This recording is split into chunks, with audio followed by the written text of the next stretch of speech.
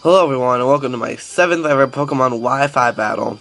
This is, against someone I found on the Smogon forums. This is a, mixed tier match. And, despite me always using a mixed tier team, this is the first ever time I've faced another mixed tier team. I have 2 OUs, 2 NUs, and 2 UUs. So let's get it started. He's going to lead off with a Smeargle, and I'm going to lead off with a Sandslash. I'm thinking this might be a Belly Drum Baton Pass set. So I try to set up the Swords Dance, but he is faster. He's going to get the Spore off. Let's go put my Sandslash to sleep. But I do have the Lumberry, which is going to wake me right up. And I do get the Swords Dance in, giving me +2 attack for this Smeargle. So he ends up going for the Spore again, putting me to sleep again. And that's really annoying. I don't want him to do that. What's the accuracy rate of Spore anyway? I can't be bothered to look that up. He hit it a lot. I actually had a couple other matches before this. He's just gonna set spikes, by the way. I had a couple other matches before this, but they were way too long to record. Well, with my current recording equipment, I should say. Oh, here I wake up, get the Earthquake off, and it's gonna bring him down to his Focus Sash. Yeah, I'm tired. It's early. Anyways, it's gonna bring the Smeargle down to its Focus Sash, which is all well and good.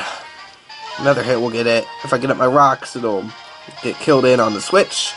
But unfortunately, I never do get my rocks up because this thing won't let me. And I get put back to sleep. As I was saying, I had a couple other matches before this, but they were all too long because most of them ended up being stalls. Actually, all of them ended up being stalls. I got Toxic stalled by a Cradilly with my Dodrio in an NU match, which was a lot of fun. I enjoyed that. It was really close. If I would have had a Roost on that Dodrio, or if I wouldn't have gotten the burn, the Fire Blast, I would have been able to take care of that Cradilly. And here he decides to U-turn out into his Suicune, and I'm fearing the Water-type attack. Well, I end up going for the Earthquake, but, you know, now I'm fearing the Water-type attack, and I switch out to my Executor. This is a test set. I'm trying to figure out which pokes I like, which pokes I don't, and Executor is one of my new ones. And he doesn't do anything in this match.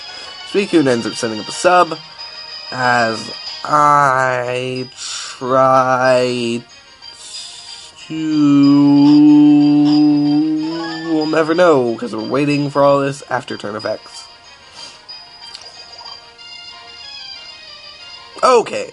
And then he goes for the Calm Mind here, and now I'm thinking it's a Calm, and now I know it's a Calm Minding Suicune. I know how to deal with those. I've watched videos of people dealing with Calm Mind Suicunes. Here I go for the Psychic, and it breaks a sub, which is always good to break a sub of a Suicune that Calm Minds. And leftover recovery from both of us, and then I get poison damage. All well and good. Everything in life is good. Except, you know, my Executor is poisoned. And he's just going to Ice Beam me, and that's going to be easily enough to take out my Executor. So I didn't really get to use you, buddy, but maybe some other time if I feel like using you, which I probably won't. I should probably get I think this is a special attacking Executor. I should really get a specially defensive one. Anyways. I'm tired. Very tired. Anyways, here I decided to go on my Jolteon, because I figured this thing could do a good chunk of damage to the Suicune. So, he actually chooses to switch out into his Electivire. And I go for the T-Bolt, and yeah. So Electivire gets a speed boost here. And all I get is hurt by poison. So I decided to switch out because I know that Electivire probably will carry the ground-type move, which he does. Carries the Earthquake, so I got my Gengar, which avoids all spikes, and avoids Earthquake. I decide to Shadow Ball here as he goes out into his Spiritomb. And I don't even know what type of Pokemon, what the typing of Spiritomb is. I just went for a Shadow Ball on that Electivire, but it did not quite half, so it's neutral and Ghost, maybe? Yeah, Ghost? Probably Ghost. Probably Ghost. So I got into my Houndoom, expecting a Psychic of some sort. Yeah, now I have more Pokemon being, Yeah.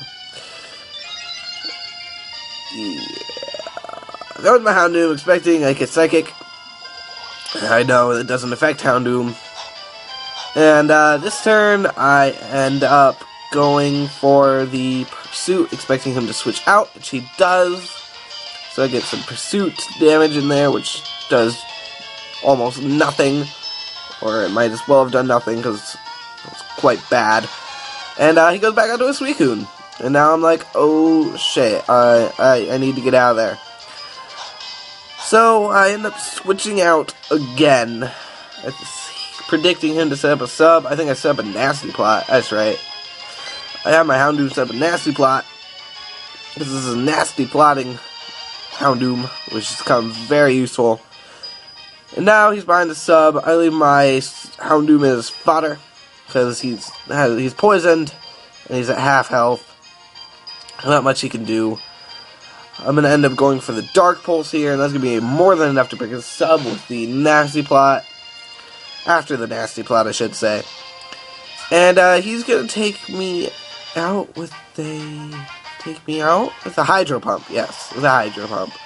Now, I would have loved for him to miss this Hydro Pump, because that would have been a free Dark Pulse.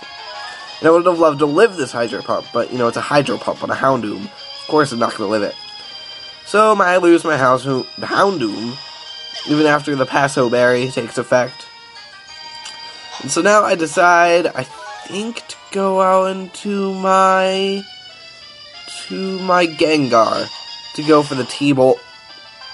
Get some damage on it. He stays in. I get the T-Bolt off. And, I can't remember how much. It does a good chunk of damage for having. It does good. About a little over half, I would say. And he's going to Calm Mind here. And, if I would have had my rocks up, it probably would have made a difference, I think. But, it might not have. He's going to get lefties and a Calm Mind. And I didn't know his Thunderbolt would kill after that. I was hoping and praying it would. And it goes, and it goes, and it kills. Yeah, critical hit. I think it probably mattered. Honestly, I can't really tell you. So he goes on to his Medicham. I don't know if I can take it out with the I'm locked into Thunderbolt. I want to take this thing out. I go on to my Sandslash, basically as fodder. He's gonna end up, killing me with a Psycho Cut. Here, well, he's gonna hit me with a Psycho Cut. I'm gonna wake up this turn, I think. Do I wake up this turn? No, I do not. I get taken out with another Psycho Cut before I have the chance to see if I could wake up. And there goes Sandslash. So now, I go out to my Jolteon thinking, oh, herp to derp, I can take this thing out. And again, I didn't know if I could kill it with a Shadow Ball. And I end up going for the T-Bolt here anyway. That'll be enough to take out a Smeargle, which is always good. If I had my rocks up, I could have taken it out anyway. It doesn't matter, because it's dead now. And that's just more poison damage from my Jolteon, which is never good. And he's going to go back out to his Medicham. And I'm going to end up losing. I'm not faster than this Medicham. And he's going to take me out with a Psycho Cut. So now, all I have left is Choice Scarf Gengar. And I decided to go for the Shadow Ball here. But I am Choice Scarfed. And I would have liked to have tricked something, gotten leftovers or something. I might just put leftovers on this Gengar. Choice Scarf's not really working too well for me. But, well, it is. But I take it out with a Shadow Ball. And then I felt stupid because I could have taken it out earlier with a Shadow Ball and saved myself 2 Pokemon, which really, really hurt me here. It's like nobody's business has hurt me. So now I'm down to 2. I have Gengar and Gastrodon left.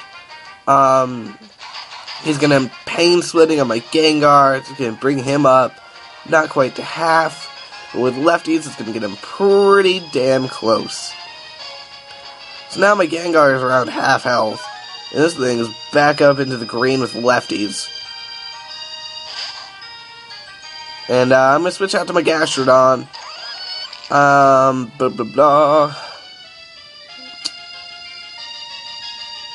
Happens. I don't remember.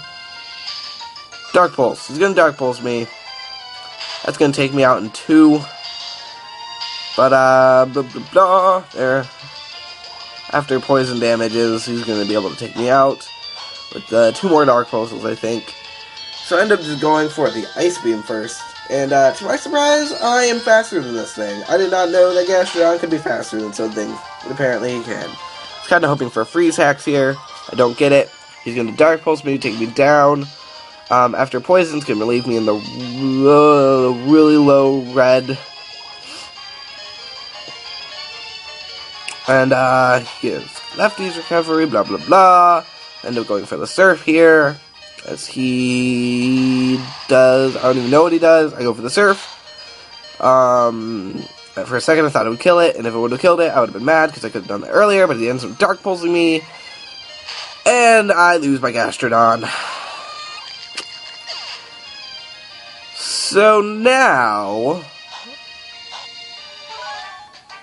he's going to get lefties back. I'm going to come in with my Gengar. I'm going to Shadow Ball, and that's going to be enough to take it out, which is always good. Everyone likes a dead Spiritomb. There he goes. There he goes. That's one dead Spiritomb. So he's going to go out to his Electivire. Oh, damn it. Sorry about that. So he's going to go out to his Electivire. I'm going to Shadow Ball. Not knowing how much this will do, it does around over half. So another Shadow Ball would have killed it. If I still would have had my Gastrodon, if I still would have had any of the Pokemon I lost for no reason, because I could have taken out that Medicham with a Shadow Ball. So he's just going to take me out with Thunder Punch. And that's going to be the game. Good game. If you liked, leave a comment, rate, subscribe, give it a thumbs up. Check out my channel for more, tell your friends, and thank you. Have a nice day.